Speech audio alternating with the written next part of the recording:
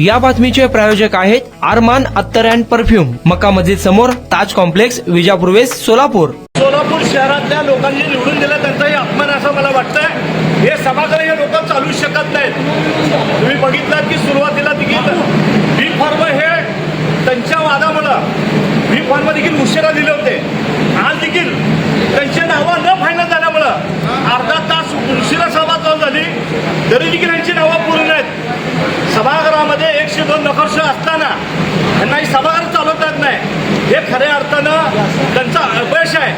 आणि 7च नावं या ठिकाणी त्यांचे जाहीर केल्यात. या ठिकाणी सर्व पक्ष आम्ही त्यांचा ह्या ठिकाणी सोलापूर शहराच्या वतीने जाहीर निषेध करतो. आज ठाकूर साहेबांना ही सभागृह नीट चालवता आलं नाही याचं सगळ्यात मोठं उदाहरण आता बघितलंय. आता सांगितल्याप्रमाणे 87 जागा येऊन सुद्धा त्यांनी ही सभागृह चालू शकत नाही. नरेंद्र काळे एकीकडे शिस्तीचे धडे सांगतात आणि स्वतः मला एका भारतीय जनता पार्टीचा ज्यांनी फॉर्म भरलाय एका सदस्याचा मेसेज आला की मी आज बालाई सरोवरमध्ये असलेल्या नेत्यांचं काही आमदारांचं नाव लिहून चिठ्ठीत नाव लिहून मरणार आहे, आत्महत्या करणार आहे. मला हे मेसेज आल्यानंतर मी सभागृहात सांगितलं आहे की सभागृहात तुम्ही जसं नाव कट केलं ते नाव कोणतं आहे म्हणून. हे कळाल्यानंतर पळायची वेळ आली. त्यांच्या कार्यकर्त्याला आत्महत्या करतो म्हणल्यानंतर इथून पळून गेलेले तुम्ही बघितलं सगळ्यांनी कशा पद्धतीनं पळ काढून पळालेले ते. आता त्यांना माहित आहे एक तासामध्ये नाव सांगायला बघा 25-26 लोकांनी फॉर्म भरलेला आहे. त्यांच्या पक्षात कोण कोण कष्ट काढले, कोण पार्टी वाढवण्यासाठी मोठं केलंय पार्टीला आणि आता मलाही कोण खायला लागलंय. त्याच लोकांच्या विरोधात त्यांचा रोष आहे.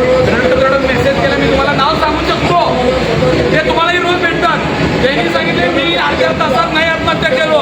हे मेसेज मिळाल्यानंतर पळून गेलाय का?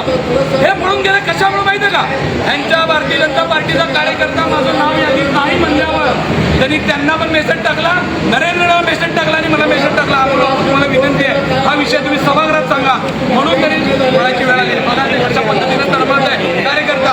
अशा कित्येक लोकांना तुम्ही कुणाची नावं काढली मला जर अजब वाटतंय.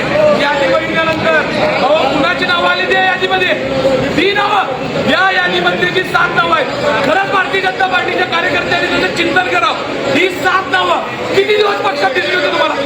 कोण कोण काम केलं या 7 लोकांचं पार्टीचं? मला त्यांच्याबद्दल बोलण्याचा अधिकार नाही, पण मला आता कळलंय दलाली केल्यानंतर सुद्धा नावं आतमध्ये येते. ह्याचं उदाहरण आता इथं बघायला मिळालं. इथं ज्या पद्धतीनं चुकीच्या पद्धतीनं एकमेकाला काही गोष्टी पोटवल्या तरी त्यांची नावं आत येते. असं मोठं उदाहरण आता इथं या सभागृहात मिळालं. ह्याच्यापेक्षा दुर्दैवाची गोष्ट नाही. एका कार्यकर्त्याला सांगायची वेळ येते की अर्ध्या तासात जर माझं नाव नाही आलं तर मी आत्महत्या करेन असं म्हणल्यावर पळून जायची वेळ आलेली आहे. ही आजच्या दिवशी या महापालिकेत मधला सगळ्यात काळा दिवस आहे आणि पहिला दिवस असा होणार असेल तर पुढं 5 वर्ष आपल्याला काय बघायला मिळेल. आमचे कितीतरी प्रश्न मांडायचे होते. शहराच्या पाणी पुरवठ्याचा विषय महत्वाचा आहे. शहरातला पाणी पुरवठा, रमजान सारखा सण चालू झालेला आहे, लोकांना पाण्याविषयी बोलायचं होतं. हे सगळे विषय असताना सुद्धा अशा पद्धतीने सभा त्याग करून पळून जाणं हे बळपुटेचं लक्षण आहे. आता मला माहित आहे हे इथून जाऊन बसतील तिथं हॉटेलवर, तिथं रातभर कुटाणे झाले, अजून तिथं कुटाणे करतील आणि उद्याच्या मीटिंगमध्ये परत सांगतील आम्ही भारतीय जनता पार्टीचे. अहो तुम्ही आत्ता जी 7 नावं आणलेत ना त्याचं चिंतन करून बघा. ती नावं कुणाचे त्याच्या पद्धतीने सगळ्याला माहित आहे. आणि परवा सुद्धा तुम्ही बघितलं असेल 87 जागा आल्या.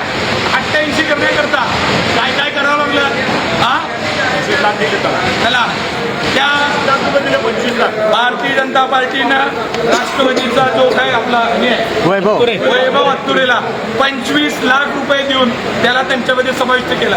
88 जागा का केल्या? 87 जागा असताना 88 करायची गरज का आली? एक सदस्य वाढलेला असता म्हणून 25 लाख रुपये बोलावं लागले. त्यांनी तर जाहीर सांगत होता. त्याला विचारलं तुझा खर्च किती झाला आहे? त्यांनी म्हणला माझा खर्च नागरिकांना विचारा कारण त्याच्यापेक्षा निम्मा तर झाला असेल ना माझा. त्यांनी मला मीटिंगमध्ये काय बोललं ते सांगितलं. जेव्हा त्याला पैशाचा विषय काढला तर त्यांनी सांगितलं नागेंचा कुठे काय किती कोटी केलं माहिती आहे ना, त्याचा निम्मा तर माझा झाला असं म्हणून त्यांनी तिथं पैसे वाटाघाटी करून त्या 87-88 लाख. कुणाला गिफ्ट द्यायचं असेल तर मग चला ना अरमान अत्तर अँड परफ्यूम मध्ये. सर्व प्रकारचे ब्रँडेड अत्तर परफ्यूम एकाच ठिकाणी मिळण्याचे सोलापुरातील प्रसिद्ध ठिकाण अरमान अत्तर and perfume. Ajmal, Rasasi, Ahmed Al Maghribi, Swiss Arabian यासारखे नामवंत कंपनीचे अत्तर अँड परफ्यूम मिळतील. इम्पोर्टेड गॉगल्स मध्ये पोगली, रेबॅन, एलबी, फरारी, गुची, अरमानी आदी नामवंत कंपनीचे गॉगल्स मिळतील. Rado, Rolex, Armani, AP, Hublot या कंपनीचे लेटेस्ट इम्पोर्टेड वॉचेस उपलब्ध. त्याशिवाय टेबल लॅम्प, बखुरदानी, मसाज गन, इम्पोर्टेड अगरबत्ती, हेअर ड्राय, फिंगर रिंग्स या वस्तू खरेदीसाठी एकदा अवश्य भेट द्या. अरमान अत्तर अँड परफ्युम्स, मक्का मस्जिद समोर, ताज कॉम्प्लेक्स, विजापूर वेस्ट, सोलापूर.